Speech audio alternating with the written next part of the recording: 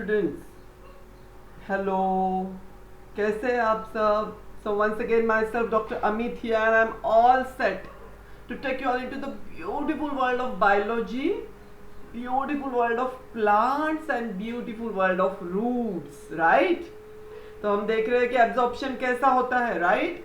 आज हमारा है सेशन नंबर कौन सा? 3, थर्ड सेशन में है। और आज हमें फिर से काफी इंपॉर्टेंट कॉन्सेप्ट जो हमने पीछे छोड़े थे, ऑस्मोसिस, उसके experiments, then will study about osmotic pressure, then differences between, then will study one more important thing, active transport. तो हमें ये सब कुछ प्रोसेसेस देखनी है जो एक रूट्स को, एक प्लांट के रूट्स को हेल्प करते हैं कि वाटर मिनरल्स को एब्जॉर्ब करे, राइट?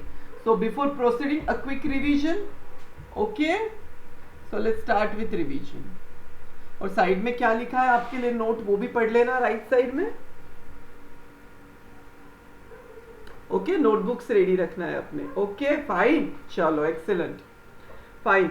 तो हमने अब तक क्या क्या देखा? हमने कैरेक्टरिस्टिक्स ऑफ रूट्स देखा, फिर से हमने कल क्या पढ़ा था? कैरेक्टरिस्टिक्स का विजुअल देखा था कि कैसे रूट्स में रूट है, cells, epidermal cell, vacuole cell, sap होता है और वो कैसे एब्जॉर्ब करता है, right?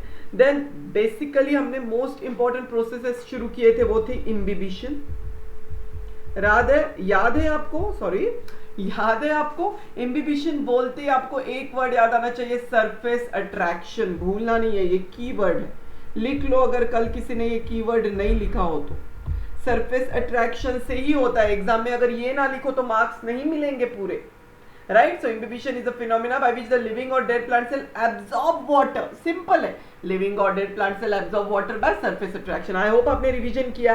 Then we studied about diffusion, उसका एक्सपेरिमेंट आपने किया। मैंने कहा था आपको नोटबुक में आपको नोट डाउन करना है, वो देखना है। मैंने सब कुछ एक्सप्लेन किया था। एक डाई दिया है, डाई को वाटर में डाला है, वो कैसे डिफ्यूजन से स्प्रेड होता है, right? So it's a free movement of molecule of a substance.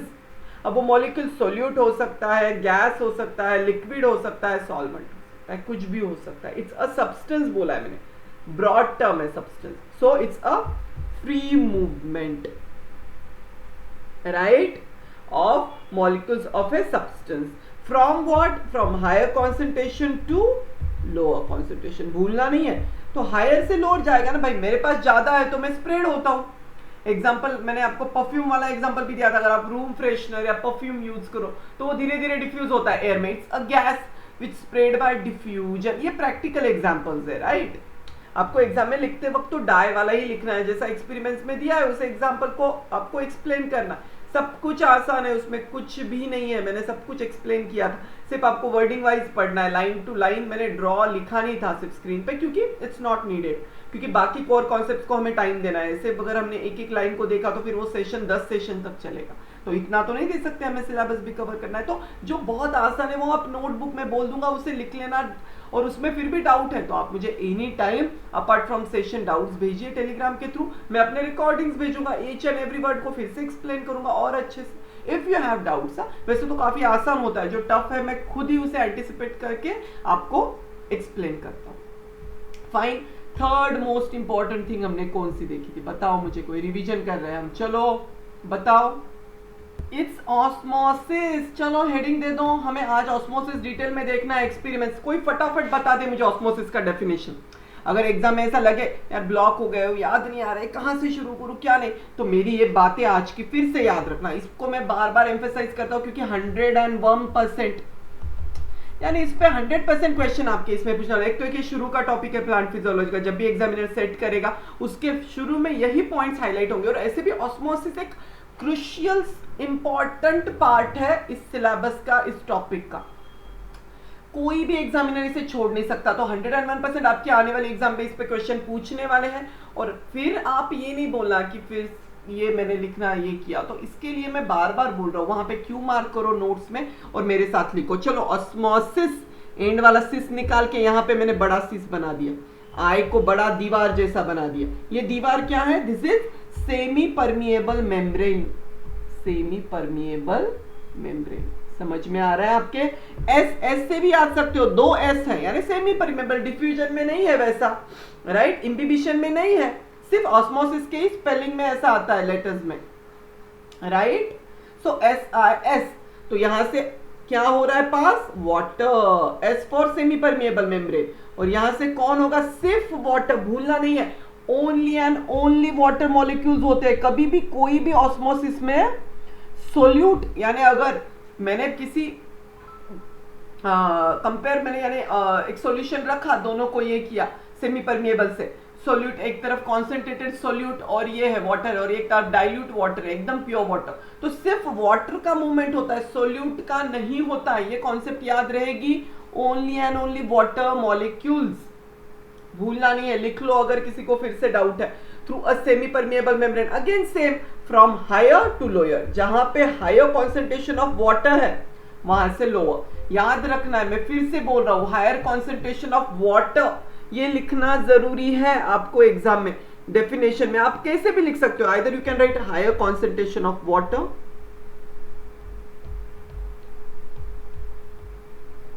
To lower concentration of water. मैं वाटर लिख रहा हूं, लोअर कॉन्सेंट्रेशन ऑफ वाटर। अगर मैंने सिर्फ वाटर वर्ड मेंशन ही नहीं किया, अगर मैंने कहीं पे भी एग्जाम में भी अगर आपको पेपर में ऐसा है कि वाटर वर्ड मेंशन नहीं, तो आप क्या समझोगे, फिर आपको समझना हायर कॉन्सेंट्रेशन यानी they are talking about solute concentration. आपको आगे जो डिफरेंस दिया है टेक्स्ट बुक में, मैं पढ़ाऊंगा at the end of this session, between diffusion, osmosis and that, उसमें सिर्फ उन्होंने क्या लिखा है पता है आपको, उन्होंने ऑस्मोसिस में लिखा है कि it's a transport of water from a solution of low concentration to that of the high concentration. अब लो कॉन्सेंट्रेशन यानी उनको बोलना है वाटर का ट्रांसपोर्ट, उसका सॉल्यूशन ऑफ लो कॉन्सेंट्रेशन यानी वो सॉल्यूशन लो कॉन्सेंट्रेशन यानी उसमें सोल्यूट कम है, यानी वाटर मॉलिक्यूल्स ज्यादा है। तो ये कैसे भी एग्जामिनर घुमा के इस पे एक मल्टीपल चॉइस क्वेश्चन बना सकता है, या फिर शॉर्ट नोट पूछ सकते हैं, या फिर फिल इन द ब्लैंक्स, कहीं से भी। तो मैं चाहता हूं आप अभी बहुत ज्यादा अटेंटिवली इस पे ध्यान दो, और आपको कैसे भी घुमाए आपको सही आंसर करना है। तो first is higher concentration of water लिखा है तो ठीक है। सेकंड वो ऐसे लिख सकता है क्या, लोअर सोल्यूट कॉन्सेंट्रेशन, या सिर्फ lower concentration of solution. Solution लिखा तो हम रिलेटेड टू सोल्यूट बोल रहे हैं, लोअर कॉन्सेंट्रेशन और लोअर सोल्यूट कॉन्सेंट्रेशन, दोनों भी वर्ड्स हो सकते हैं। लोअर सोल्यूट कॉन्सेंट्रेशन, मैंने कल आपको सोल्यूट सॉल्वेंट क्या होता है बताया था, right. Lower to higher concentration means higher solute. जब तक मैं वाटर मेंशन ना करूं, concentration is related to solute solute solute, यानी समझो एक पानी में नमक डाला है, तो नमक जो है वो सोल्यूट है, और जो पानी है वो क्या है, पानी इज अ सॉल्वेंट, और वो दोनों मिलके एक सॉल्यूशन बनाते हैं। Are you getting? Okay, so higher concentration और हायर सोल्यूट कॉन्सेंट्रेशन, कोई भी वर्ड हो सकते हैं, ये लिख लो, कैसे भी एग्जाम में घुमा के पूछ सकते हैं, एक लाइन में लिख लो नीचे। I am talking about osmosis definition, उसमें क्या पॉइंट्स कैसे पूछ सकते हैं। Okay, are you getting? I am talking about osmosis. Okay, एक तो एक ये पूछेंगे फर्स्ट, सेकंड और थर्ड, ऐसे भी ऑस्मोसिस को डिफाइन कर सकते हो, या फिर एग्जाम में एमसीक्यू में पूछ सकते हैं। मैंने पूछा आपको movement of water molecules from dilute solution to concentrated solution. अब डाइल्यूट का मीनिंग क्या है, कोई बताएगा मुझे? मैंने फिर से आपको एक्सप्लेन किया था, फ्रॉम डाइल्यूट सॉल्यूशन। डाइल्यूट यानी उसमें सोल्यूट्स कम है, यानी पानी ज्यादा है, राइट। नमक इतू सा है, पानी बहुत ज्यादा है, it's a diluted solution. So obviously water जहां पे ज्यादा है वहां से वो लोअर वाले को, यानी डाइल्यूट का मीनिंग ये कि आप वाटर के कॉन्टेक्स्ट में बोल रहे हो। सो वाटर ज्यादा है, right. So it's dilute solution to what, to what, concentrated solution. तो ये तीनों में ऑस्मोसिस डिफाइन होता है, एक लाइन में लिख लो और उसे रिवाइज करना है आपको एग्जाम से पहले। ऐसे ही कोई भी टर्म हो आप कभी गलत नहीं करोगे, इससे अलग कुछ नहीं पूछ सकता एग्जामिनर, इतने ही वेरिएशन आ सकते हैं इसके डेफिनेशन में। हाँ, इसके साथ कौन लिखना है आपको, एंड में क्या लिखना है, through a what, movement of water molecule लिखा आपने। यहां पे क्या बोल रहा हूं मैं, movement of water molecule, movement of water molecule, movement word ही यूज करना है, नॉट डिफ्यूजन।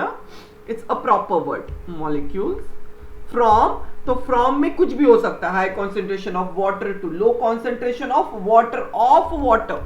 याद रखना एग्जाम में ऐसा लिखना है, वाटर का कॉन्सेंट्रेशन यानी वाटर ज्यादा है। हाँ, जब आप सिर्फ कॉन्सेंट्रेशन बोलते हो तो it is related to solute. बार बार मैं इसको क्लियर कर रहा हूं क्योंकि मुझे पता है यहाँ पे कैच होती है और एग्जाम में आप कंफ्यूज करते हो या फिर आप कहीं पे भी जंबल कर सकते हो, तो नोट्स में प्रॉपर लिखिए सो दैट आप एग्जाम में कंफ्यूज ना हो। ओके, एट द एंड क्या लिखना है, ये सब कुछ क्या हो रहा है, through what, come on tell me, through a semi permeable membrane. ये भूलना नहीं है, ये भूला तो मार्क्स ही नहीं मिलेंगे क्योंकि ऑस्मोसिस की डेफिनेशन का कोई मीनिंग ही नहीं रहा। हमेशा हमेशा सेमी परमिएबल मेम्ब्रेन के थ्रू ही होगा।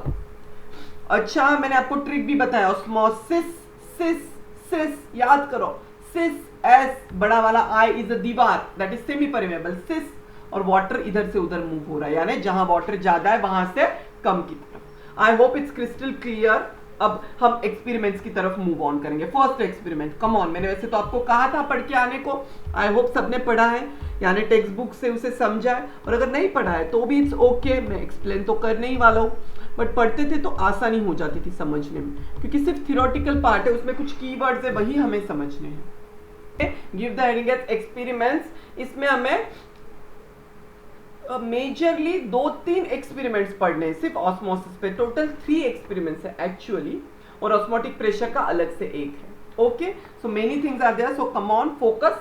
तो फर्स्ट मैं एक्सपेरिमेंट नंबर 2 की तरफ मूव हो रहा हूं। फर्स्ट वाला एक्सपेरिमेंट तो हमने देख लिया, डिफ्यूजन पे था वो, इंक वाला। अभी है ऑस्मोसिस की। भाई अब ऑस्मोसिस तो बोल दिया, बट मैं इसे मानूं कैसे? देखो, हम साइंस के स्टूडेंट्स हैं, जब तक हमें कोई प्रैक्टिकली कोई चीज बता ना दे हम क्यों माने, right? It's very very obvious. Obviously अगर हम साइंस पढ़ रहे हैं तो हमें प्रैक्टिकल प्रूफ चाहिए, तभी तो हम उसे मान जाएंगे। तो कोई बात नहीं, हम प्रूव करके देखेंगे। इमेजिन कि हम सभी लोग मिलके साइंटिस्ट की तरह एक लेबोरेटरी में है जहां पे ऑस्मोसिस पे रिसर्च हो रहा है, एंड बी विथ मी। अब हम समझेंगे कि ऑस्मोसिस सच में होता भी है क्या, या सिर्फ ऐसे ही टेक्स्ट बुक में दे दिया, ऐसे तो कोई चीज देते नहीं है, राइट? सो मैंने क्या किया, फटाफट से एक स्टैंड लिया, राइट? ओके, और उसके साथ मैंने क्या करना है, यहां पे व्हाट, एक बीकर लेना है। ओके फाइन, चलो बीकर लेता हूं मैं एक। ओके फाइन, ड्रॉ करूं यहां पे एक बीकर। ओके,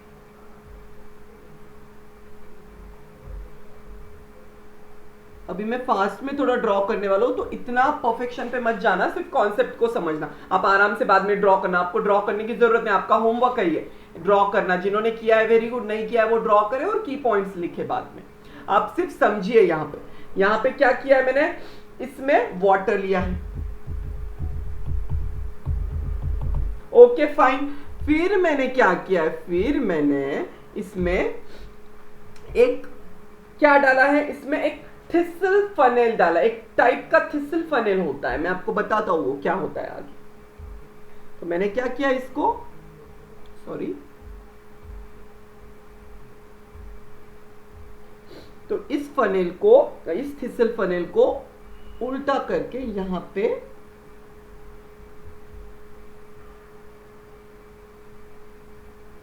रख दिया। ओके, और इसमें क्या है मैं आपको बताऊंगा आगे। ओके, तो मैंने क्या किया है, इसमें कॉन्सेंट्रेटेड शुगर सॉल्यूशन लिया है थिसल फनेल। थिसल फनेल क्या होता है, देखिए यहां पे नीचे, लुक हियर, सी एक फनेल टाइप स्ट्रक्चर होता है ऐसा, राइट? इसको बोलते हैं थिसल फनेल। ये लैबोरेटरीज में कॉमनली यूज होता है, डिफरेंट एक्सपेरिमेंट्स में, केमिकल लैब्स में आप कॉमनली देखोगे, राइट? Thistle funnel. सो इसको, इसमें क्या किया मैंने, इसमें शुगर सॉल्यूशन डाल दिया, राइट? इसमें यहाँ पे शुगर सॉल्यूशन डाल दिया ऊपर वाले एक्सपेरिमेंट में। इसमें 2 चीजें यूज कर रहे हैं, एक थिसल फनेल और मुझे सेमी परमिएबल मेम्ब्रेन भी चाहिए, तो उसके लिए मैंने सेलोफेन पेपर यूज किया। ये देखो, ये है सेलोफेन पेपर, ऐसा होता है, राइट? ये सेमी परमिएबल होता है, यानी इसमें वाटर आ जा सकता है, ऐसा वाला सेलोफेन पेपर।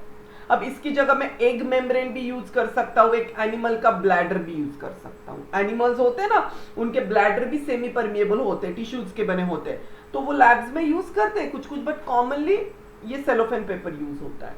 फाइन, ओके, समझ में आ रहा है आपके? इसमें से कुछ मैंने लिया और इस सेलोफेन पेपर को इससे क्लोज कर दिया, इसकी ओपनिंग को, ऊपर वाली ब्रॉड, ओके और नीचे तो ट्यूब लाइक स्ट्रक्चर है, इसमें मैं लेवल चेक करूंगा कि सच में वाटर आ रहा है क्या। ओके, तो मैंने इसे उल्टा करके रख दिया, सिंपल लैंग्वेज में समझा रहा हूं मैं हिंदी में, बाद में आप पढ़ लेना, वही है सब कुछ एक्सपेरिमेंट में। ओके, सो इसमें है concentrated sugar solution, concentrated sugar solution, इसे समझ लो। आगे वेरिएशंस इसी के हैं एक्सपेरिमेंट के, कुछ आगे नहीं है, इसे समझ लिया सब कुछ समझ गया। ओके, अब क्या किया मैंने, इसमें वाटर लिया, ये क्या है, दिस इज वाटर, बीकर में, वाटर इन बीकर, ये बड़ा वाला blue, water in beaker. Okay fine, और मैंने उस थिसल को इन्वर्ट किया, I just inverted the thistle funnel in a beaker containing water and I suspended it, यहां पे ऐसे मैंने सस्पेंड कर दिया इसको स्टैंड के साथ। Okay clear, okay. अब मैंने लेवल ऑफ शुगर को मार्क किया, कहां तक ली थी मैंने शुरू में शुगर, ये लेवल है उसकी, यहां पे देखो, दिस इज द लेवल, देखो मैं यहां पे ड्रॉ करूं एरो के साथ, this is the initial level. Okay fine, इतना क्लियर है, मार्क, मैंने मार्क कर दिया लेवल को। ओके, अब क्या, अब एज अ कंट्रोल मैंने क्या किया, और एक बीकर लिया, मैं रफली ड्रॉ कर रहा हूं, इसमें क्या किया, लेकिन मैंने इसमें वाटर लिया मैंने यहां पे, और जो फनेल है, जो फनेल है यहाँ पे, ये स्टैंड है, इससे इसको कनेक्ट किया मैंने, राइट।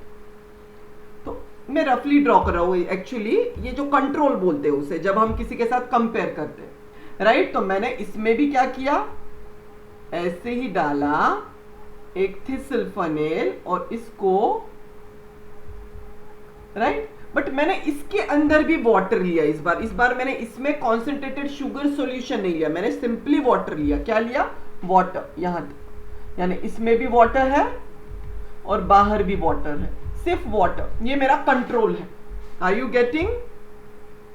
कंट्रोल क्या होता है किसी भी एक्सपेरिमेंट्स में, जिसमें हम जो चाहिए सेटअप वाला रिक्वायरमेंट नहीं देते, हमें उसे न्यूट्रल रखना है, सो दैट हम सच में समझे कि सेटल वाला सही है क्या। सो ये है कंट्रोल। फाइन, अब क्या होगा, अब मैंने नोट किया कि आफ्टर फ्यू आवर्स, दोनों में नोट करना है मैंने, एक मेरा एक्सपेरिमेंटल सेटअप है, एक मेरा कंट्रोल, ये एक्सपेरिमेंटल सेटअप जिसमें मैंने एक्चुअल में शुगर सॉल्यूशन डाला है, क्योंकि तभी तो मैं समझ पाऊंगा कि सच में वाटर मूव होता है क्या, उसका हायर टू लोअर, और फ्रॉम इसमें concentration of less concentrated solution to more concentrated solution, more higher solute concentration, right. Fine, अब देखिए एवरीवन, थोड़ी देर में मुझे दिखेगा कि धीरे धीरे धीरे ये जो सॉल्यूट है इसका लेवल बढ़ रहा है ऊपर ऐसे, और कुछ देर में यहां तक बढ़ गया, मैंने ब्राउन से ही किया सो दैट आप डिस्टिंग्विश कर पाओ। दिख रहा है आपको, यहां तक बढ़ गया, पहले इतना था, इसके अंदर मैंने कॉन्सेंट्रेटेड शुगर सॉल्यूशन डाला है, अब इस फनेल के ट्यूब में यहां तक बढ़ गया है। What is the next level after few hours, यहां पे next level after few hours, right, after few hours. तो एक्सपेरिमेंटल सेटअप, पर जब मैं कंट्रोल में देखूं तो कंट्रोल में तो वहां के वहां है, तो इससे मुझे क्या कंक्लूजन आना चाहिए कि level of water in the beaker in the experiment will what, drop slightly. Conclusion, तभी तो वो ऊपर गया, यानी वाटर की मूवमेंट हुई है। तो अगर वाटर यहां पे इतना था शुरू में, यहां तक था, राइट, ये वाटर का लेवल है बीकर में जो है फर्स्ट लेवल, तो बाद में जब पानी अंदर चला गया और इसकी लेवल बढ़ी, तो अब वाटर का सेकंड लेवल यहां पे आ गया है, सेकंड लेवल ऑफ वाटर। यानी इसका मीनिंग क्या है, इसमें वाटर का लेवल कम हुआ बीकर का, यानी ट्यूब में फनेल में बढ़ गया, यानी पानी मूव हुआ है, वाटर मॉलिक्यूल, मैंने कहा था ना ऑस्मोसिस में वाटर मॉलिक्यूल होता है। अच्छा, और एक इंपॉर्टेंट थिंग, कहां से मूव हुआ है, मैंने यहां पे सेमी परमिएबल मेम्ब्रेन डाला है, मैं यहां पे एक अलग कलर यूज करता हूं, येलो, सो दैट आपको याद है। देखो ये है semi permeable membrane cellophane paper. तो पानी कहां से जाने वाला है, पानी जाएगा ऐसे इसके थ्रू अंदर वो बीकर में से, ये सेमी परमिएबल में से इधर नहीं जाएगा, इधर भी सेमी परमिएबल है। बट भाई इसमें वाटर और वाटर है, वाटर और वाटर का क्या है, आइसोटोनिक सॉल्यूशन, इसमें थोड़ी ना ऑस्मोसिस होगा, देयर इज नो ऑस्मोसिस। यहाँ पे जितना लेवल यहाँ था 4 घंटे बाद भी उतना ही लेवल है, कोई चेंज नहीं हुआ कंट्रोल में, no change in control, but there is change in experimental setup. इससे क्या प्रूव हुआ? अच्छा, आपको और एक बात बताऊं मैं, if the water in the beaker in the experimental setup is tested, it is not found sweet. आप बोलोगे सर मिक्सिंग हुआ होगा, इसमें से भी कुछ वाटर गया होगा, क्योंकि मैंने कॉन्सेंट्रेटेड शुगर सॉल्यूशन लिया है तो इसमें भी वाटर है, यानी शुगर डाल दिया है मैंने एक इसमें पानी में, और मैंने उसको बीकर में भर दिया, तो जरूरी नहीं है कि ये भी चला गया होगा थोड़ा थोड़ा बाहर। तो अगर इसे प्रूव करना है तो मैंने क्या किया, बीकर में जो पानी है यहाँ लेवल का, सेकंड लेवल का, इसको टेस्ट किया तो वो स्वीट नहीं है, उसका मीनिंग शुगर यहां से आया ही नहीं, जो भी पानी गया है बीकर में से, ये जो बड़ा वाला ब्लू बीकर है उसमें से ये ब्राउन कलर के थीसल फनेल में ही गया है। Clear? So 3 main conclusion from this experiments क्या है, कौन बताएगा मुझे? 3 मेन कंक्लूजन।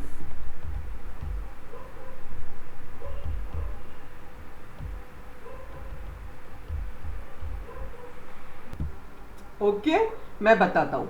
सो फर्स्ट है, in the experimental setup some water from beaker, जो ब्लू बीकर मैंने ड्रॉ किया था जिसमें पानी डाला था मैंने simple, has passed through the cellophane paper to enter into the thistle funnel, into the thistle funnel. ये प्रूव हो गया, तभी तो जाके ऑस्मोसिस प्रूव होगा, right, containing the sugar solution, जिसमें शुगर सॉल्यूशन था। देखिए यहां से वाटर गया या ब्राउन कलर के शुगर में सॉल्यूशन में, यानी वो ब्राउन कलर का शुगर सॉल्यूशन उसे पुल कर रहा है, एक ऑस्मोटिक प्रेशर है जो पुल कर रहा है उसे, राइट, सकिंग प्रेशर, तो वाटर मूव हो जाएगा ऑटोमेटिकली, क्योंकि उसके पास वाटर कम है। तो शुगर सॉल्यूशन में वाटर की एक टेंडेंसी होती है, जब कभी हम उसे किसी के साथ डाल देते हैं सेमी परमिएबल मेम्ब्रेन के साथ, तो it tries to maintain the equilibrium, ये एक वाटर का नॉर्मल टेंडेंसी है। तो भाई इसके पास कम है, इसके पास ज्यादा, तो कम वाला खींच लेता है पानी को अपने अंदर। सो शुगर सॉल्यूशन है ही ऑलरेडी उसमें, कॉन्सेंट्रेटेड शुगर सॉल्यूशन, बहुत सारा शुगर है, पानी कम है, तो सक करता है, वो sucking pressure. Are you getting? So इसे ही बोलते हैं ऑस्मोसिस थ्रू सेमी परमिएबल। तो वाटर का कहां पे ज्यादा कॉन्सेंट्रेशन था, यहाँ पे, ये प्योर वाटर था, from higher to lower. Are you getting? समझ में आ रहा है कितना आसान है ये? कंट्रोल में तो कोई भी चेंज नहीं आया। So has passed to enter into the thistle funnel which contains the sugar solution. अच्छा, second क्या है, sugar from the thistle funnel has not passed, sugar from the thistle funnel has not passed what? Not passed what? Into the beaker, right? मैंने कहा था आपको कि sugar पास नहीं हुई है, ये जो है ये इसके अंदर की ब्राउन शुगर इस ब्लू बीकर में गया है क्या? बीकर यानी ये बड़ा वाला ब्लू, इसमें नहीं गया है। वो मैंने प्रूव कैसे किया? जब ये बीकर की लेवल कम हो गई तो मैंने सोचा इसमें टेस्ट कर लेते, शायद मिक्सिंग हुआ होगा, कुछ वाटर इसमें से अंदर गया होगा फनेल में, कुछ वाटर फनेल से बाहर भी आया होगा, हमें क्या पता, बीच में सेमी परमिएबल मेम्ब्रेन है, मैं कैसे मानूं? वाटर का ही सॉल्यूशन है ना शुगर सॉल्यूशन भी। तो मैंने टेस्ट किया, तो थोड़ी तो मिठास आनी चाहिए अगर शुगर सॉल्यूशन सच में इस येलो सेमी परमिएबल मेम्ब्रेन से बाहर आता था तो। बट ये तो क्लियर वाटर था, without any sweetness, not found sweet. It means water has moved only in one direction of from beaker to above and above. So it proves that osmosis is a proper process which happens in one direction from higher concentration of water or dilute solution to concentrated solution. Okay? Third conclusion क्या है? The cellophane paper has acted as selectively or differentially permeable membrane. Cellophane membrane has acted as what? Selectively permeable membrane.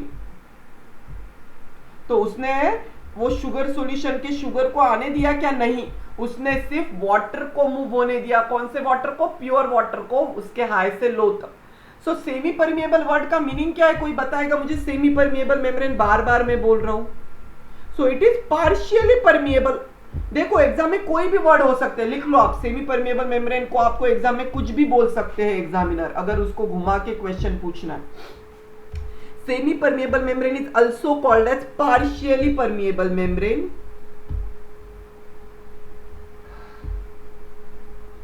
Differentially permeable membrane, यानी differentially सिर्फ मैं water को पास करने वाला हूं, मैं सॉल्यूट्स को नहीं जाने दूंगा। डिफरेंशियली, डिफरेंस किया है उसने। So differentially permeable membrane, right down everyone. और व्हाट? और सिलेक्टिवली परमिएबल मेम्ब्रेन थर्ड। तीनों वन एंड द सेम है।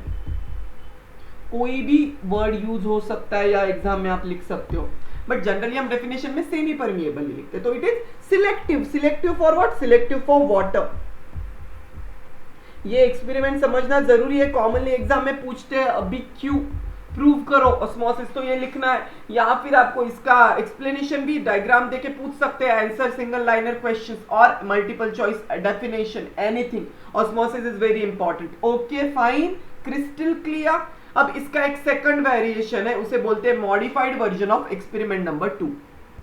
Okay, give the heading as modified version. Come on quickly everyone.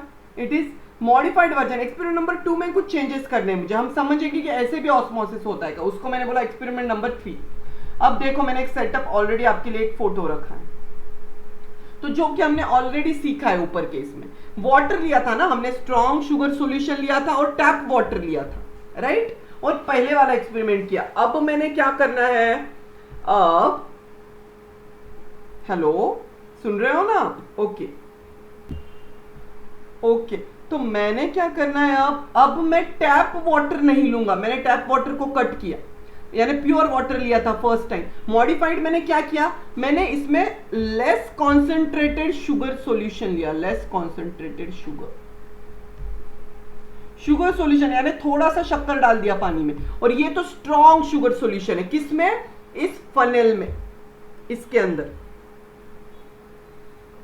इसमें मैंने यहां तक स्ट्रॉन्ग शुगर सॉल्यूशन लिया थिसल फनेल में, और इनिशियल लेवल इतना है। अब मैं देखता हूं कि सच में लेस कॉन्सेंट्रेटेड जब मैं लेता हूं तब भी मूवमेंट होती है। तो मैंने क्या ऑब्जर्व किया?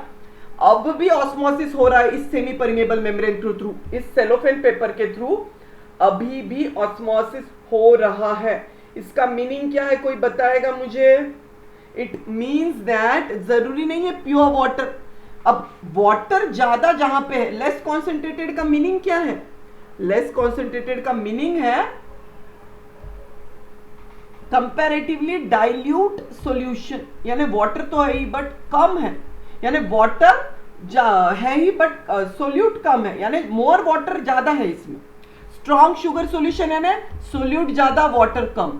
लेस कॉन्सेंट्रेटेड शुगर सॉल्यूशन यानी इसमें सोल्यूट भी कम बट वाटर ज्यादा, यानी ज्यादा वाटर में थोड़ा सा, और यहां पे थोड़े वाटर में ज्यादा शुगर। राइट, समझ में आ रहा है? फाइन। तो ऑब्वियसली लेस कॉन्सेंट्रेटेड शुगर बोला है मैंने, हमने देखा था डेफिनेशन में osmosis. From less concentrated low solute concentration, sugar solute है, low solute to high solute भी होता है। तो लो सोल्यूट में लो सोल्यूट है यानी वाटर तो ज्यादा है ऑटोमेटिकली, तभी तो उसका कॉन्सेंट्रेशन लो है। वाटर में अगर थोड़ा सोल्यूट रहा ऐसे तो उसका कॉन्सेंट्रेशन लो हो जाता है, तो वाटर कहीं ना कहीं यहां पे ज्यादा है कंपेयर टू इट, तो फिर वाटर ऐसे मूव होगा सेमी परमिएबल मेम्ब्रेन के थ्रू। दिख रहा है आपको? वाटर विल मूव अपवर्ड, और थोड़ी देर में यहां तक मुझे लेवल दिखेगी, लेवल विल राइज। दिख रहा है आपको? सेकंड लेवल, ये फर्स्ट लेवल थी, तो इसका मीनिंग यहां पे भी ऑस्मोसिस हो रहा है। समझ में आ रहा है? तो जरूरी नहीं है pure water, it can be anything from higher concentration of water to lower, यानी यहां पे हाई कॉन्सेंट्रेशन है ही। लेस कॉन्सेंट्रेटेड शुगर बोला है मैंने, solution sugar, less concentrated water नहीं लिखा है मैंने। राइट, समझ में आ रहा है? So this is it. So ये मॉडिफाइड वर्जन है। अब मैंने क्या किया? अब मैंने क्या किया, अब मैं और वेरिएशन कर रहा हूं। हमने देख लिया कि हमने कॉन्सेंट्रेशन में चेंजेस किए, अब मैं सेमी परमिएबल मेम्ब्रेन को चेंज करूंगा। पहले मैंने सेलोफेन पेपर, एग मेम्ब्रेन या एनिमल ब्लैडर लिया जो सच में सेमी परमिएबल है। अब मैंने रबर शीट लिया, रबर होता है ना यहाँ पे सेमी परमिएबल में, और सेम मैंने यहाँ पे शुगर सॉल्यूशन लिया थिसल फनेल में, और बाहर क्लियर वाटर है। अब मुझे बताओ थोड़ी देर बाद वाटर का लेवल चेंज होगा क्या? इनिशियल लेवल जो है इसका, ये पहले तो फाइनल लेवल तक गया, बट अब अगर मैंने रबर शीट लिया तो ये चेंज नहीं होगा। क्रॉस मार्क किया मैंने, नो चेंज, यहां तक ही रहेगा water, no change, no final level. क्यों नहीं हो रहा है? क्योंकि रबर शीट इज इम्परमिएबल। याद रखो, रबर कैसा होता है, उसमें पानी या कुछ जा सकता है क्या? आप खुद देखो, स्लीपर्स भी होते हैं रबर के, पानी जा सकता है? No, impermeable. अरे भाई, अगर यहाँ पे ऑस्मोटिक प्रेशर आ रहा है, ये जो सोल्यूट है ये खींचने चाहता है यहां से ज्यादा पानी को इक्विलिब्रियम लाने, बट भाई रबर आने ही नहीं दे रहा पानी, सो यहाँ पे नहीं होगा ऑस्मोसिस, सेम इनिशियल लेवल पे ही रहेगा। No change in level of water in thistle funnels tube, no change in level. Okay fine, next देखिए, अब मैंने क्या किया, अब मैंने देखो फिर से थिसल फनेल एक्सपेरिमेंट किया, और इस बार मैंने क्या किया, सेमी परमिएबल मेम्ब्रेन में क्या यूज किया, इस बार मैंने यूज किया मसलिन क्लॉथ। ये क्या होता है, कोई किसी को पता है? It is 100% organic cotton. So देखो, ऑर्गेनिक कॉटन जब भी होता है ना, it has meshes and pores large. ये जो क्लॉथ है ना मसलिन का, इसमें मेशेस होते हैं, पोर्स होते हैं। पोर्स इतने बहुत बड़े नहीं होते विजिबल, बट होते हैं वो पोर्स। आप देखो कभी क्लियर अच्छा प्योर कॉटन देखोगे तो ये मसलिन क्लॉथ है, तो इसमें जो पोर्स है, तो अब क्या करेंगे, ये pores they will not hold back even the sugar molecules, right? तो ये जो शुगर है, यहां पे इनिशियल लेवल की बात चल रही है मेरी यहां पे, तो ये जो शुगर है ये भी इसमें से नीचे जाएगा, मिक्सिंग होगा। अरे वाटर जाने के लिए भाई प्रॉपर तो कुछ चाहिए, बट इसमें पोर्स इतने होते हैं इस क्लॉथ में कि इसमें शुगर सॉल्यूशन भी नहीं बचेगा, यानी entire sugar solution will flow down to common level due to gravity की वजह से पूरा शुगर सॉल्यूशन नीचे फ्लो होगा, ऐसे इसके अंदर ऐसे, क्योंकि इतना परमिएबल है, वो बड़े बड़े पोर्स है। मैंने कहा आपको, यानी कंपेयर टू विजिबल आइज को इतने बड़े नहीं दिखेंगे, but compare to that cellophane paper, और ये एकदम माइन्यूट चाहिए वाटर वाले, सोल्यूट को नहीं चाहिए, बट ये तो वाटर और सोल्यूट सभी को पास करवा रहा है। सो मसलिन क्लॉथ क्या है, therefore it is freely permeable, not semi permeable. तो अगर कुछ फ्रीली परमिएबल है तो उसमें ऑस्मोसिस का दिख सकता है क्या? कुछ नहीं, उसमें प्रॉपर ऑस्मोसिस हम नहीं कर सकते, सेमी परमिएबल चाहिए। फिर लेवल कैसे बढ़ेगी? नो लेवल, यहां पे भी फाइनल लेवल नहीं आएगा। इनफैक्ट पानी बिकर का बढ़ जाएगा, क्योंकि शुगर सॉल्यूशन ही नीचे आ गया। हमने प्रॉपर सेमी परमिएबल मेम्ब्रेन नहीं दिया कि हम वाटर को जाने दें। ऑस्मोटिक प्रेशर भी कैसे वर्क करेगा? नहीं करेगा। Are you getting? ओके, अभी देखिए और एक वेरिएशन हम देखेंगे। इस बार मैंने क्या किया, एक विस्किंग बैग लिया। कौन सा? Whisking bag. वो कैसा होता है, यहां पे मैंने ये करके उसको, विस्किन बैग है ये, बैग लाइक और ये कैपिलरी है। Okay fine, okay. Visking bag का क्या फीचर है? Visking bag also act as a semi permeable membrane। भूलना नहीं है एग्जाम में अगर विस्किन बैग पूछा तो, रबर नहीं होता है, और जो मसलिन क्लॉथ है वो तो फ्रीली परमेबल है, दोनों में भी ऑस्मोसिस नहीं हुआ, हमने अभी देखा। बट विस्किन बैग अगर मैंने चेंज किया और एक कैपिलरी को टाई किया तो फिर क्या होगा, इसमें मुझे ऑस्मोसिस दिखेगा। मैंने इसके अंदर शुगर सॉल्यूशन डाल दिया है इस बैग के अंदर, और शुरू में इतनी लेवल है, फर्स्ट लेवल, और बाद में प्योर वाटर है। इसके अंदर तो शुगर है, तो शुगर यानी सोल्यूट ज्यादा है, वाटर बाहर कम है, तो सोल्यूट खींचेगा वाटर को, ऑस्मोटिक प्रेशर एक्सर्ट करेगा, तो water will move inside through whisking bag. यहां पे ऑस्मोसिस होगा क्योंकि whisking bag itself is a semi permeable membrane, वो बैग वैसा ही होता है, सिर्फ वाटर को अलाउ करता है। तो ये वाटर धीरे धीरे बढ़ते सेकंड लेवल आ जाएगी, तो मुझे इसमें फाइनल लेवल में इसमें भी दिखेगा। Are you getting? कैपिलरी में बढ़ेगी level. Okay, so this is visking bag experiment. इसमें भी प्रूव हुआ कि ऑस्मोसिस होता है, ऑस्मोसिस यहां पे हुआ है। क्लियर? Any doubts? तो ये सारे वेरिएशन घुमा फिरा के आपकी कॉन्सेप्ट क्लियर कर रहे हैं। 2 की points in the above experiments हम देखेंगे कि हमने क्या क्या देखे एक्सपेरिमेंट्स, उसके की पॉइंट्स क्या है। 2 की पॉइंट्स फटाफट बताओ मुझे क्या है। फर्स्ट की पॉइंट क्या समझना है हमें, देखो फर्स्ट क्या है एंड सेकंड क्या है। इजी है, नटशेल में बताता हूं मैं, आप बाद में आप पढ़ लेना बुक में, आसान है। यहां पे 2 रीजन्स है हमने जो एक्सपेरिमेंट देखे। There are 2 regions of different concentrations, 2 regions of A and B. First में 2 regions of different concentrations of what, water molecules. मैंने डेफिनेशन में ऑलरेडी एक्सप्लेन किया है, water molecules, different concentration of water molecules. एक तो water molecule का difference है and there are 2 regions of different concentration of sugar molecules.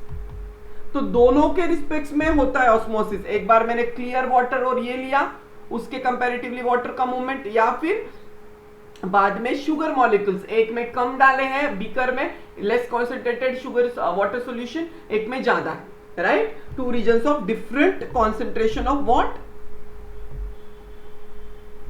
Sugar molecules. मैंने कहा ना किसी भी वे में आपको समझना है। वाटर में बोला तो हाई टू लो, शुगर के कंपैरेटिवली बोला तो low sugar concentration to high sugar concentration की तरफ बढ़ रहा है, low solute to high solute. Definition में देखा, वही चीजें हमने एक्सपेरिमेंट में मैंने हर वे में आपको अभी समझाई है। Okay, again there is second point. Second क्या है, the 2 liquids are separated by cellophane paper which behaves like a semi permeable membrane. So semi permeable membrane which allows the passage of molecules selectively, semi permeable membrane, write down, pause करके दोनों लिख लो। It allows the passage of molecules selectively, it allows the passage of molecules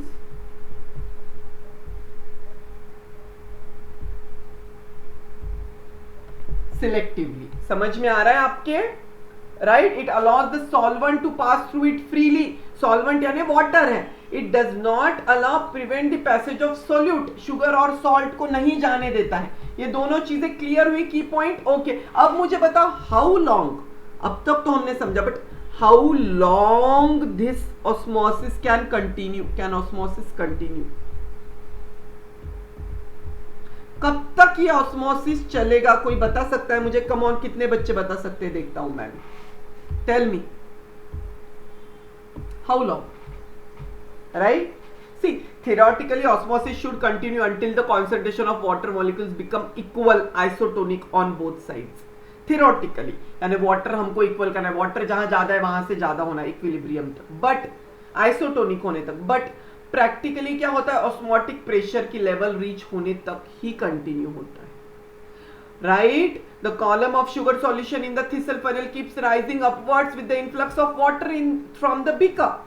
the height and weight of the column of solution would also increase. ये जो column देखा था हमने thistle funnel में, it will increase, initial ये है तो it will increase to this level.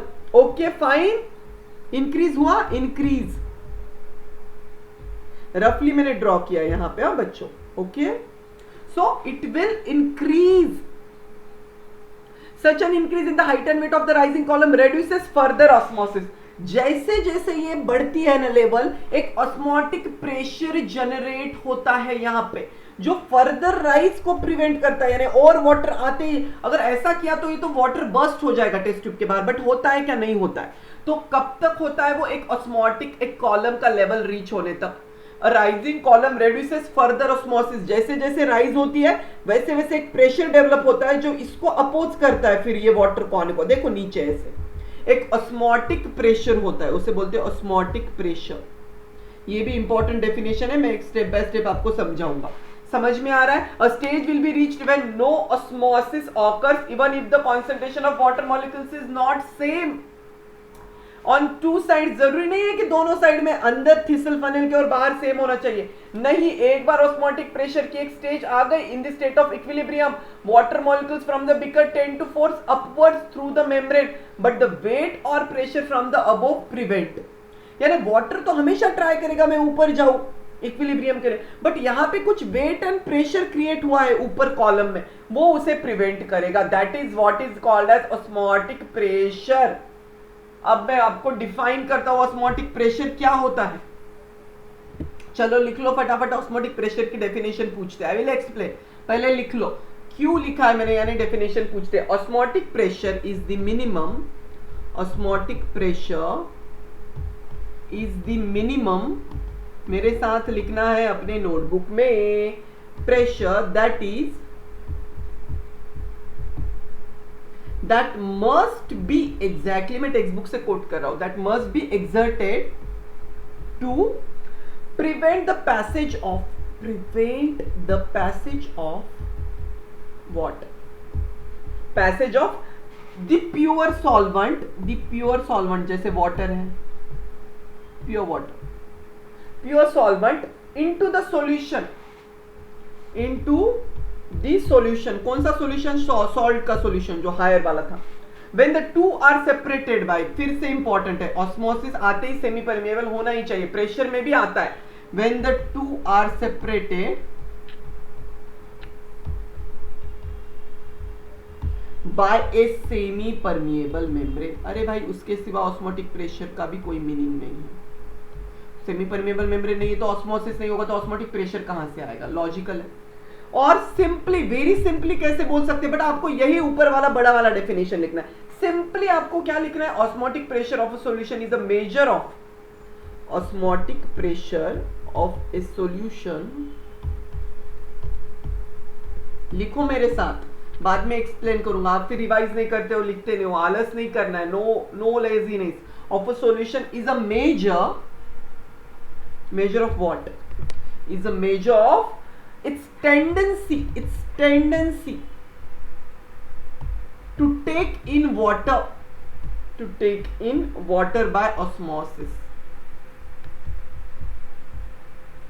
ये सिंपल वाले को पहले समझा देता हूं मैं, राइट, ये सिंपल डेफिनेशन, ये तो पता ही होनी चाहिए, बट ऊपर प्रॉपरली लिखो एग्जाम में तो it's better. Okay fine, is a solution is a measure of its tendency to take in water by osmosis। देखो अब ये प्रेशर की टेंडेंसी कैसी है, मैंने बोला ना, ये देखो इंक्रीज हो रहा है, तो इस ऑस्मोटिक प्रेशर यानी क्या, एक सॉल्यूशन की tendency, it's a pressure of a solution. कौन सा, ये शुगर सॉल्यूशन है, इसने ये शुगर के अंदर मॉलिक्यूल ने एक प्रेशर जनरेट किया, खींचो पानी को, खींचो अंदर, तो पानी आ रहा है ऑस्मोसिस से सेमी परमिएबल मेम्ब्रेन के through, of its tendency to take in water by osmosis, water को ले रहा है ये अंदर, so it's a measure of, समझ में आ रहा है, ये विजुअल याद रखना है आपको कि osmotic pressure of a solution is a measure of its tendency, इस solution की ये टेंडेंसी है कि वो पानी को अपने अंदर ले by osmosis, इसी को बोलते हैं osmotic pressure, ये इसका मेजर है, right, we measure by osmotic pressure the process of osmosis। समझ में आ रहा है, देखो एक्सपेरिमेंट के थ्रू हम कैसे इसे देखते हैं, चलो मैं आपको बताता हूं, एक सिंपल जो आपके बुक में दिया है, अभी बुक ओपन नहीं करना है, क्लोज, जस्ट फोकस हियर। चलो एवरीवन, सिंपल लैंग्वेज में बताता हूं मैं ऑस्मोटिक प्रेशर क्या होता है। लुक एट दिस फोटो, यहाँ पे क्या किया है, एक में इन्वर्टर फनेल डाला है, दिख रहा है आपको, ये नॉर्मली ऐसे सेमी परमिएबल मेम्ब्रेन से लेवल बढ़ेगा, अभी देखो इसमें तो बढ़ गया है, अभी मैंने इसी एक्सपेरिमेंट में क्या किया है, एक थिसल फनेल डाला है, एक पिस्टन को डाला है, पिस्टन बियरिंग सम वेट, तो ये है पिस्टन, आपको देखो वाटर की लेवल यहां तक है, इनिशियल लेवल, पिस्टन दिख रहा है, 1 kg लोड डाल दिया मैंने ऊपर, और ये पिस्टन है, सपोज ब्राउन से मैं करता हूं, राइट, ये देखो ये पिस्टन है ब्राउन वाला, तो ये क्या होता है, पिस्टन यानी इट्स अ डिस्क और short cylinder used means it what we call it as within a tube, हम उसे डालते हैं, fitting closely within a tube in which it moves up and down against a liquid or gas, यानी ये up down हो सकता है ये पिस्टन, लाइक डिस्क लाइक, इसको मैंने वेट लगा दिया, अगर इसमें प्रेशर आ गया तो ये अप डाउन भी होगा, राइट। तो मैंने एक स्पेसिफिक, नॉट 1 kg, मैं बोल रहा हूँ एक स्पेसिफिक, यहाँ पे तो मेंशन है, बट याद रखो आप उसे, एक kg ऑफ डैश डैश मैंने कट कर दिया 1, ओके फाइन। तो अब क्या, ऑस्मोटिक प्रेशर को समझने में क्या देखा मैंने, इसमें मैंने bearing some weight was a piston is introduced, now from the very beginning as shown here the level of solution would not rise at all. अभी देख रहे हैं आपको, आइडियली तो सेमी परमेबल मेम्ब्रेन है, सेलोफेन पेपर है, तो level होनी चाहिए, बट फिर भी ये लेवल नहीं बढ़ी ऊपर तक. क्यों नहीं बढ़ी? भाई मैंने क्रॉस मार्क किया नहीं. Why? It means there was no entry of water. Why? It means we say that osmotic pressure is equal to the weight or pressure required to nullify osmosis. It means what? Osmotic pressure is equal to the weight or pressure required to nullify. Required to nullify कर दिया मैंने इस effect को. Nullify osmosis. यानी ये osmosis हो ही नहीं रहा है भाई, एक प्रेशर मैंने ऊपर से कांस्टेंट डाला हुआ है, तो अब ये ऑस्मोटिक प्रेशर नलिफाई कर दिया, तो अब ये क्या खींचेगा इसको, इसके अपोजिशन में, तो वाटर तो आएगा नहीं, इनफैक्ट ये डाउनवर्ड डायरेक्शन में जा रहा है प्रेशर, तो इसलिए इसके थ्रू, इसलिए वाटर का मूवमेंट होने को कोई चांस ही नहीं है.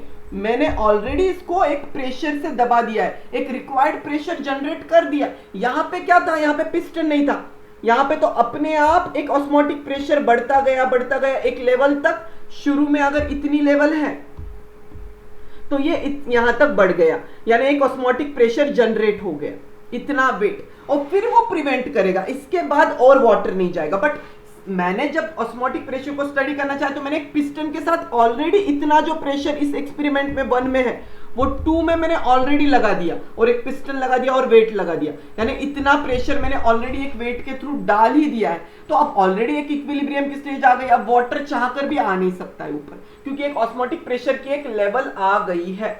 All clear? So this is all about osmotic pressure. मैंने डेफिनेशन अब समझेगा आपका. Osmotic pressure is the minimum pressure, यहां पे देखिए, that must be exerted to prevent the passage of pure water. इस फोटो को याद रखना है आपको एग्जाम में, बस इस फोटो को. Come on. Osmotic pressure is the minimum pressure. अब ये आपको केजी में लिखना नहीं है, सिर्फ लिखना है it's the minimum pressure required exerted to prevent the passage of pure water. ये जो प्योर वाटर का पैसेज है वो प्रिवेंट कर दिया है मैंने सेमी परमेबल मेम्ब्रेन के through into the solution of sugar solution when two are separated by semi permeable membrane. तो जनरली मैंने ये एक्सपेरिमेंट में रखा है, बट जनरली यहाँ पे 1 में, इधर देखो लेफ्ट में, इसमें तो मैंने ऐसा कुछ किया नहीं था शुरू में. तो शुरू के जो हमने एक्सपेरिमेंट देखे अपने आप ऑस्मोसिस हो रहा था, यानी वहां पे कुछ ना कुछ प्रेशर एक्ट कर रहा था जो खींच रहा था पानी को अपने अंदर शुगर सॉल्यूशन में. उसके बाद एक लेवल आई, उसके बाद स्टॉप हो गया यहाँ पे. क्यों? क्योंकि रिक्वायर्ड ऑस्मोटिक प्रेशर क्रिएट हो गया है, राइट? उसके बाद वाटर नहीं आएगा. सो प्रैक्टिकली ऐसा होता है. थियोरेटिकली दो वी एक्सपेक्ट दैट कि वाटर मॉलिक्यूल सेम होने चाहिए, नॉट नेसेसरी कि यहाँ पे जितना वाटर जाएगा, एक ऑस्मोटिक प्रेशर का लेवल आ गया, there will be stoppage of the process. Clear? This is all about osmosis, semi permeable membrane and everything. अब भूलना नहीं है, इस पे 100% एग्जाम में क्वेश्चन पूछते हैं, याद रखना है मेरी बात. Okay, now will study about some important thing like tonicity. Tonicity क्या होता है? Come on everyone, give the heading as tonicity. काफी आसान है, सिंपल वर्ड में अगर मैं बोलूं टोनिसिटी क्या है, तो it's a relative concentration of the solution that determine the direction and extent of movement. Are you getting? या फिर और भी सिंपल इसमें बोलूं तो it is external osmotic environment of a cell. What is tonicity? क्या है? It is, sorry,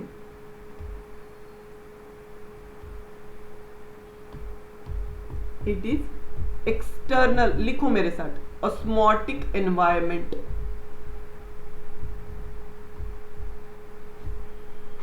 of a cell. अब इमेजिन बॉडी में एक सेल है, प्लांट खुद में एक सेल है, और वो सॉइल में रखा है, उसके आसपास कैसा ऑस्मोटिक एनवायरमेंट है, उस पे डिपेंड करता है कि ये प्लांट की टोनिसिटी इस सेल की कैसी है. या फिर ह्यूमन में आरबीसी का एग्जांपल ले लो, हमने आरबीसी पढ़े, red blood cells, biconcave shaped and everything. Haemoglobin होता है, रिमेंबर सर्कुलेशन. तो हम दोनों को आज एक्सपेरिमेंट्स के थ्रू कंपेयर करेंगे, RBC as well as plant cell, की कैसे टोनिसिटी डिफाइन होती है. ओके, सो टोनिसिटी क्या है, क्या बोलोगे आप? It is external osmotic environment of a cell और व्हाट. सो टोनिसिटी, और आपके टेक्स्ट बुक में कैसा दिया है वो भी आप लिख सकते हो. What is tonicity? It is relative concentration, write down. Second, relative concentration of the solutions that determine what? That determine what? The direction and extent of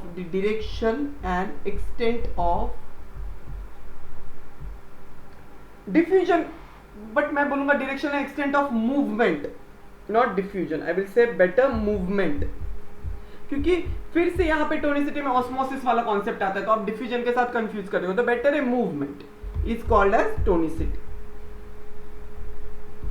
तो ये इसमें क्या है कि रिलेटिव कॉन्सेंट्रेशन क्या है एक सेल के रिलेटिव में बाहर का, इससे डिटरमाइन होता है कि पानी अंदर जाएगा बाहर आएगा या क्या होगा exactly. Are you getting? Osmosis की ही चीजें हैं इसमें। ओके, इसलिए हमें तीन चीजें समझनी होगी। कौन सी? There are 3 types of solution. Tonicity पे डिपेंड होके 3 टाइप के सॉल्यूशन बनते हैं। कौन से 3 टाइप्स के? 3 टाइप्स। राइट डाउन मेरे साथ, कम on everyone. 3 types of solution based on tonicity, right?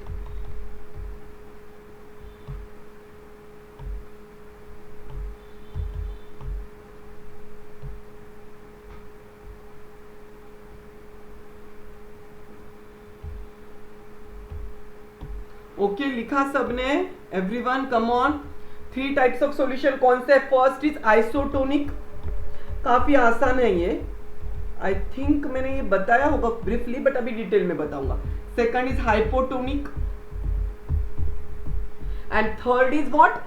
Hypertonic. Simple, isotonic, hypotonic, hypertonic. अब इसमें सिंपल इसमें अगर मैं बोलूं आपको, तो याद रखिए कि iso means same, prefix iso is same. और टोनिक म्हणजे क्या? टोनस यानी कॉन्सेंट्रेशन। किस चीज का? सोल्यूट का कॉन्सेंट्रेशन बात कर रहा हूं मैं, related to solute concentration. So tonic means concentration, जहां पे भी वर्ड टोनिक लगे, suffix concentration. So same concentration है, तो it is isotonic. Hypo means less and hyper means more. तो ये तीनों के कॉन्टेक्स्ट में हमें समझना है कि ऑस्मोसिस कैसे होता है। हमने जो एंडो एक्सो ऑस्मोसिस देखा है ना हमने प्रीवियस लेक्चर में, वो सब कुछ हम समझेंगे कि कहां क्या क्या होता है। Okay fine. सो देखो आइसो में क्या होता है, आपको मैं इसके साथ बताता हूं। खींच लूं लाइन में यहां पे, सो दैट हम प्रॉपरली लिख सके। राइट, तो मैं बॉक्सेस में सेल बनाता हूं, एक आपको क्लियर हो जाएगा। ये एक सेल है,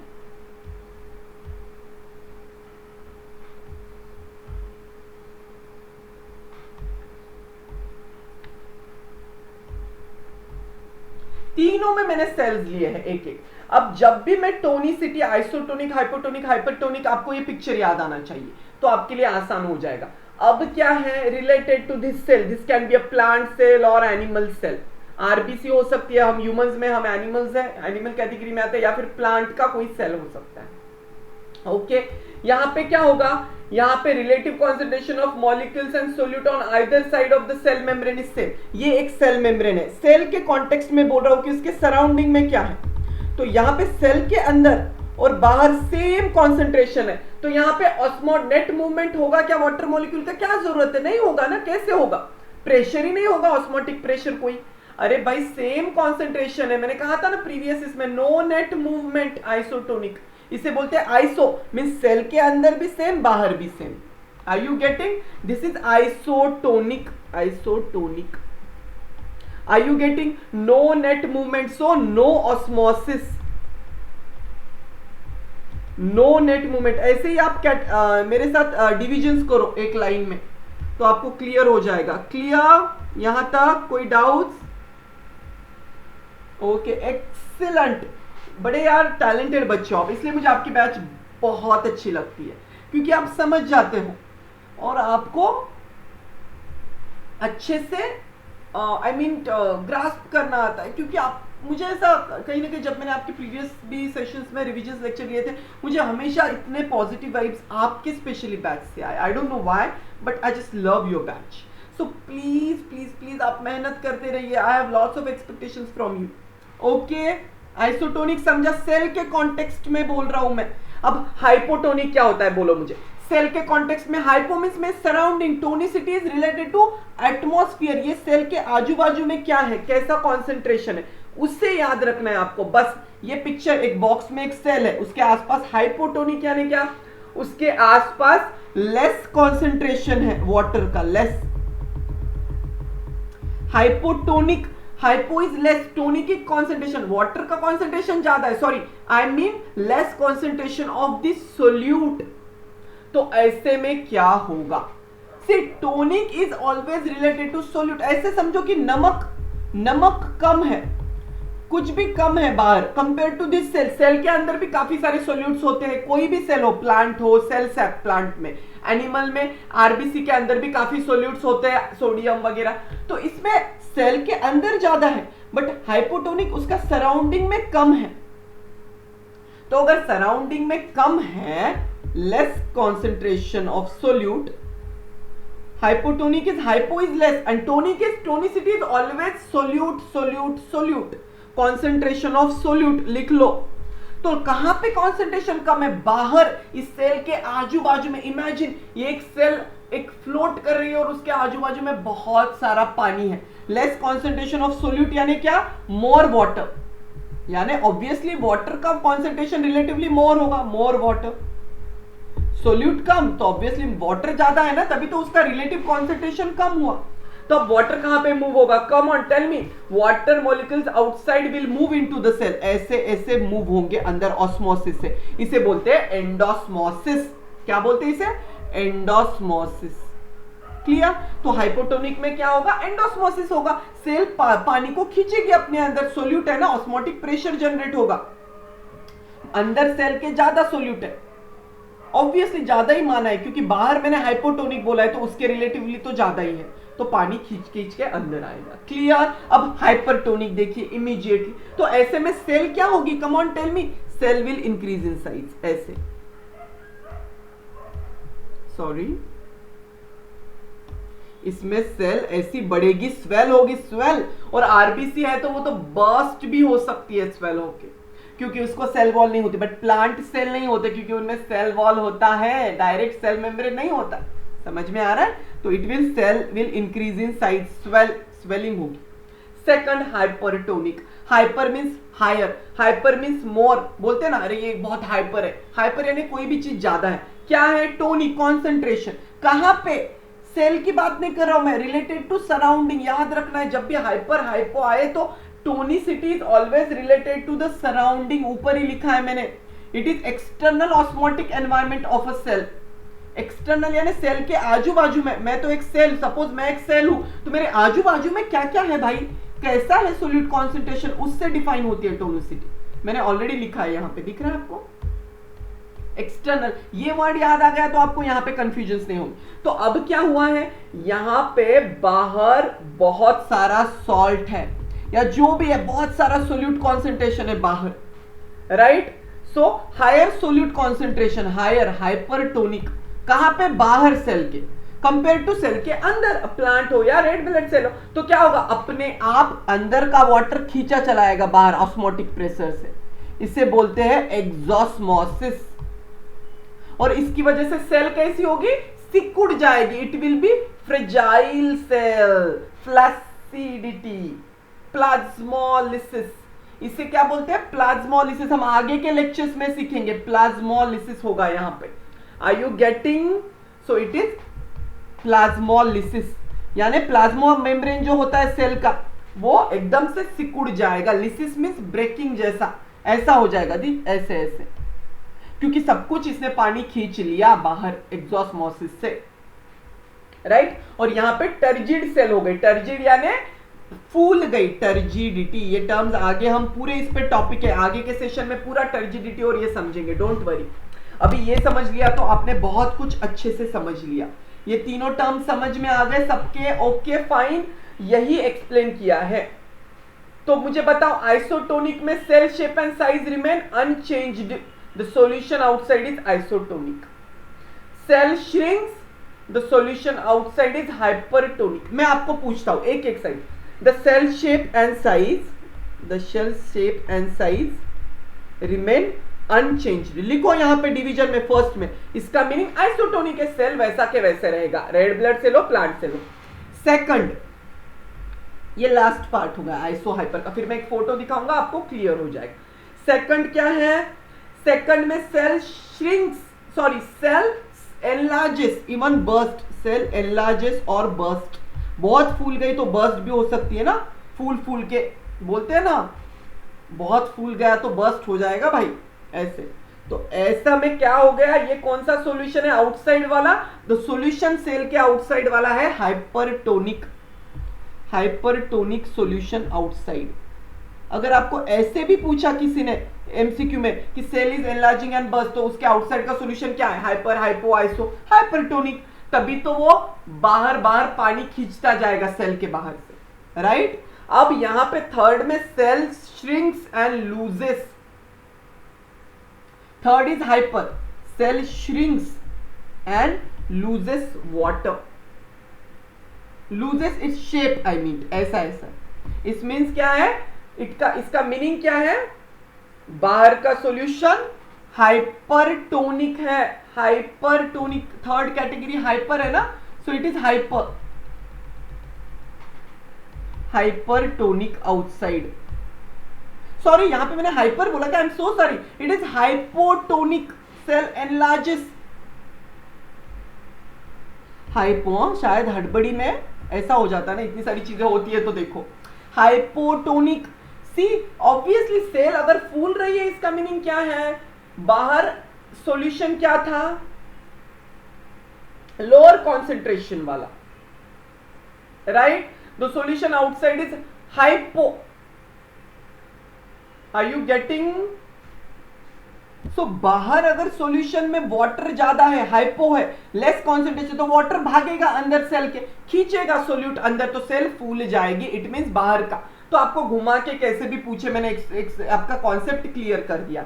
okay fine, okay everyone look at this, यहां पे देखिए, कम on everyone look, hyper, iso, hypo.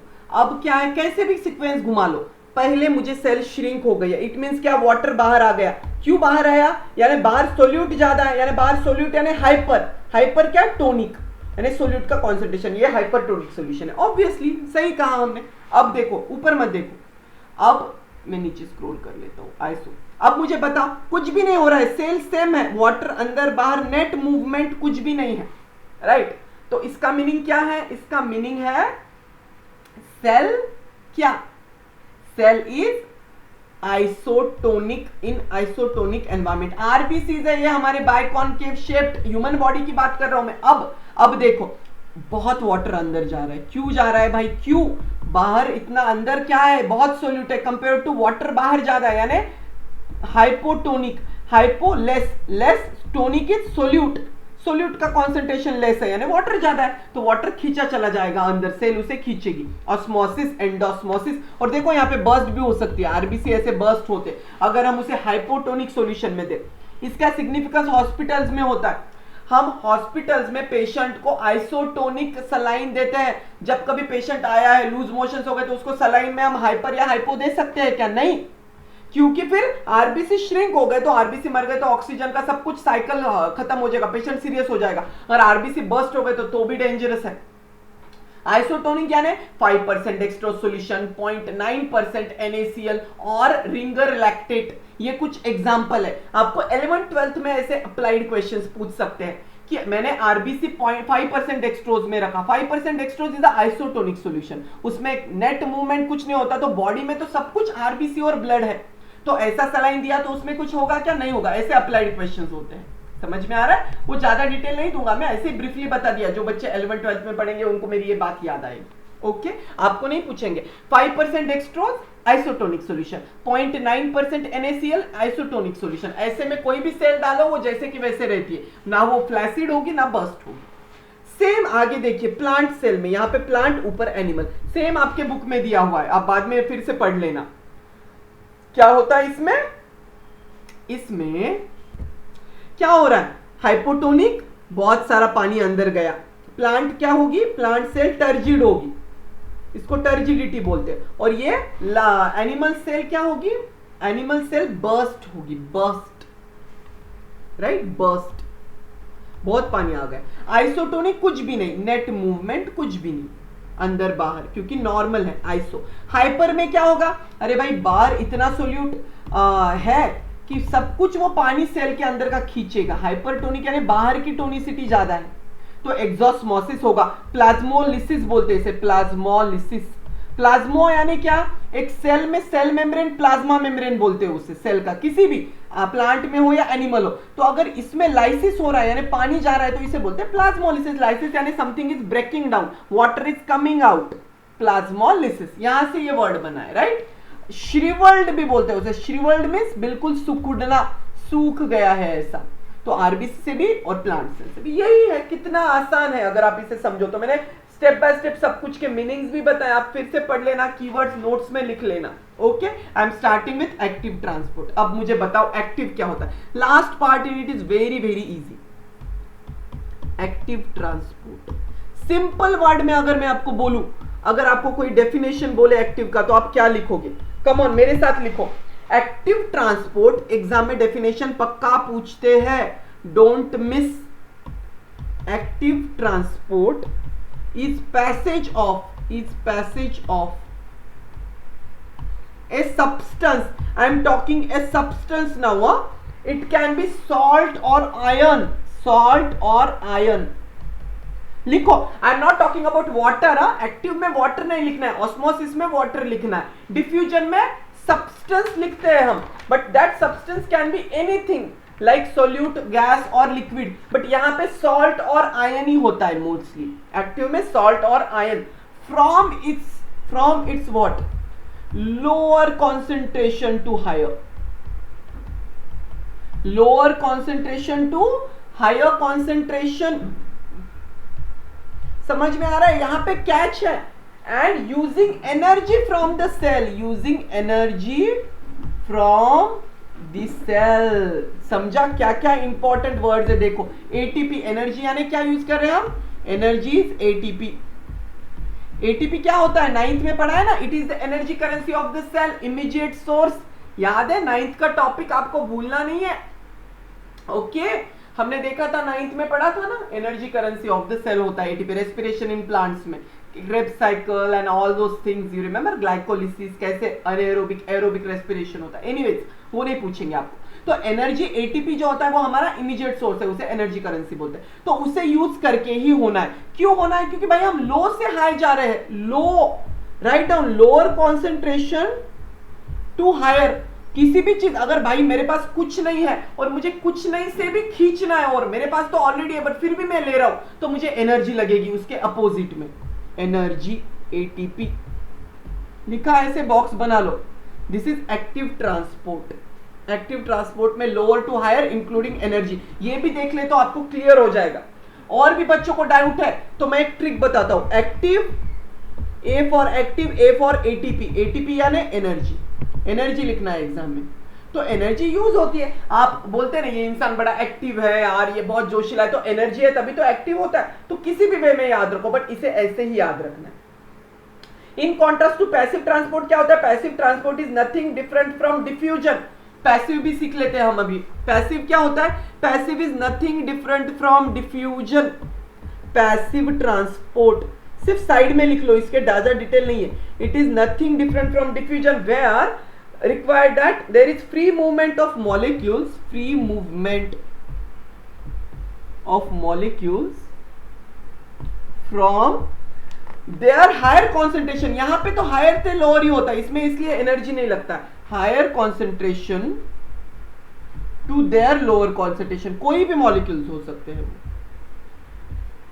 तो इसे पैसिव बोलते हैं ना यार, पैसिवली जा रहा है। अब जब कोई चीज ज्यादा है तो ज्यादा से कम की तरफ जाएगी। जैसे डिफ्यूजन में स्प्रे मैंने मारा है, इंक डाल दिया है, तो it is nothing different from diffusion, it is passive. इतना ही याद रखना है आपको। It is nothing different from diffusion, nothing different from diffusion. So passive refers to no input of energy. Energy दिया है क्या? नो एनर्जी इन पैसिव, भूलना नहीं है, only active, A for ATP. इसमें गड़बड़ी मत करो, एग्जामिनर कैसे भी पूछ सकता है आपको। No energy, no input of energy in passive. लिख लिया ये आपने, ये चीजें समझ में आ गई? ओके। अब एक्टिव की क्या इंपॉर्टेंस है, क्या सिग्निफिकेंस है, वो भी आपको समझना जरूरी है। Look at this slide. इस स्लाइड में क्या दिख रहा है आपको? Active transport. याद रखना ये फोटो देखो, यहाँ पे ये ग्रीन वाले मॉलिक्यूल्स कम है और यहाँ पे तो इतने सारे हैं, बट फिर भी डायरेक्शन कौन सा है? Low to high, using what? ATP energy. यहाँ पे ब्राउन कलर का सर्कल क्या? It's a channel. इसमें चैनल प्रोटीन्स बोलते हैं, सेल मेम्ब्रेन में होते हैं ना चैनल प्रोटीन्स, जैसे हमने देखा था, you remember the nervous system, that transmission of nerve impulse, sodium pump, potassium pump. तो ऐसे पंप्स होते हैं, तो पंप एनर्जी यूज करते हैं और खींच खींच के लो की तरफ से हाई की तरफ जाता है। लो से हाई करना है तो भाई एनर्जी लगेगा, हाई से लो तो आराम से डिफ्यूज हो जाता है, but low to high requires energy. तो आपको नट शेल में अगर डिफ्यूजन और तीनों चीजों को एक साथ में देखना है तो आप कैसे समझोगे? देखो, ये फर्स्ट है डिफ्यूजन। डिफ्यूजन में क्या हो रहा है, कोई बताएगा मुझे? From high to low, H2L दिख रहा है यहाँ पे, हाई इतने सारे हैं। फैसिलिटेड डिफ्यूजन यानी क्या? एक प्रोटीन चैनल्स के थ्रू होता है, बट ये भी हाई टू लो होता है, डिफ्यूजन ही है ना, डिफ्यूजन हमेशा हाई टू लो होगा। बट इन कॉन्ट्रास्ट लाइन खींच लिया मैंने, यहाँ पे ये दो ही है, low to high, low to high, ये होता है active, including ATP, using ATP through channel proteins. समझ में आ रहा है? ऐसे चैनल्स होते हैं, पंप्स होते हैं, जिनके थ्रू लो टू हाई खींचता है ये। Okay, are you getting? Fine. Active transport का एक ब्यूटीफुल विजुअल दिखाता हूं, come on, let's go, come on everyone. Active transport देखिए कैसे होता है। Look at this, from low to high, कैसे अंदर डाल दिया इस पंप ने, दिख रहा है आपको? क्लियर? लो टू हाई, अंदर इतने सारे सेल मेम्ब्रेन में, ग्रीन कलर का पंप है, तो एक सिंगल बाहर था, तो लो कॉन्सेंट्रेशन से हाई की तरफ उसने खींच लिया अपने अंदर। देखो यहाँ पे एटीपी भी दिख रहा है आपको, ऐसे कंटिन्यू होते रहता है ये। सो दिस इज एक्टिव ट्रांसपोर्ट। ये डिफरेंट सेल्स में, सेल मेम्ब्रेन में ऐसे प्रोटीन्स होते हैं, ग्रीन कलर का पंप है जो खींच के अंदर ले रहा है, बट एनर्जी तो लगेगा ना पंप को चलाने के लिए, right? So this is active transport। कितना आसान है? Okay, fine, excellent. अब एग्जाम में आपको पता है इसका सिग्निफिकेंस पूछते हैं, प्लांट सेल में क्या है। Last part of this session, come on everyone focus, very very important. ये प्लांट में इसका क्या रोल है, राइट? देखो, अगर ये एक प्लांट रूट है, अगर ये एक रूट है, एपिडर्मल सेल है, इसका एक्सटेंशन है, राइट? इसमें सेल सैप होता है, हायर कॉन्सेंट्रेशन हमेशा होता है, रूट की क्वालिटी क्या है? ज्यादा कॉन्सेंट्रेशन होता है। सी, अब ये जो सॉइल है बाहर, इसमें वाटर तो ऑस्मोसिस से जाएगा, बट जो न्यूट्रिएंट्स है like nitrate, sulphates, potassium, zinc, manganese, ये जो होते हैं ना, ये हमेशा कम क्वांटिटी में होते हैं बाहर। क्यों? क्योंकि जो भी लगते हैं हमेशा, this is because their concentration is higher inside the roots, वो अंदर ज्यादा होते हैं। मैंने बोला ना, सेल सैप का कॉन्सेंट्रेशन ज्यादा है। बट ऐसे में अगर मुझे ये बचे कुचे भी लेने, यानी फ्रॉम लो, ये जो न्यूट्रिएंट सॉइल में बाहर लो है, उनको मैंने लो से हाई की तरफ जाना है। Cell sap is higher inside cell sap, high concentration of nutrients already है, बट जो बचा है वो भी मुझे लेना है। तो ये फोर्सिबली कैरी करना है, तो लो टू हाई, तो इसमें एनर्जी तो लगेगा एटीपी, राइट? तो यहां पे रोल होता है एक्टिव ट्रांसपोर्ट का। Active transport in plant roots की बात कर रहा हूं मैं, आपको समझ में आ रहा है या नहीं? So this certain nutrients can not pass through a cell membrane of the root cell easily नहीं जा सकता है ये, because their concentration is higher inside root compare to बाहर। तो ऐसे में क्या होगा, और ये क्यों है ऐसा अंदर सेल सैप में, क्यों मैंने हमेशा हायर रखना है? क्योंकि ऑस्मोसिस जरूरी है भाई। वाटर जब भी कैरी करना होता है वो low concentration to high concentration होता है, यानी ये जो ज्यादा सेल सैप है ये पानी को खींचता रहेगा, इसलिए मुझे हमेशा अंदर सोल्यूट का कॉन्सेंट्रेशन ज्यादा रखना होता है। In this way concentration of gradient of this ions is opposite to that of diffusion. तो भाई मैंने ऑस्मोसिस के लिए तो हमेशा सेल सैप को कॉन्सेंट्रेटेड रखा फॉर ऑस्मोसिस, बट अब जब बात आई आयंस की, वाटर तो मैं आ गया ऑस्मोसिस से ऑटोमेटिकली, यहां पे वाटर सॉइल में ज्यादा है, सोल्यूट कम है, वो तो ऑस्मोटिक प्रेशर सेल सैप में जनरेट हुआ, उसने वाटर को खींचा।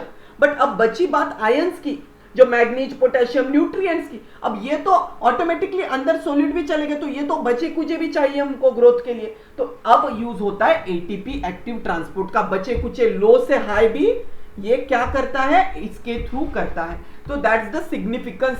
With this we are done with active transport. छोटू सा टॉपिक है और एंड में डिफरेंसेस दिए डिफ्यूजन ऑस्मोसिस का। सो ये डिफरेंस आपका होमवर्क है। ओके, नेक्स्ट लेक्चर में मैं फिर से डिफरेंस बताऊंगा, डोंट वरी। आपका होमवर्क क्या है, difference between what, difference between diffusion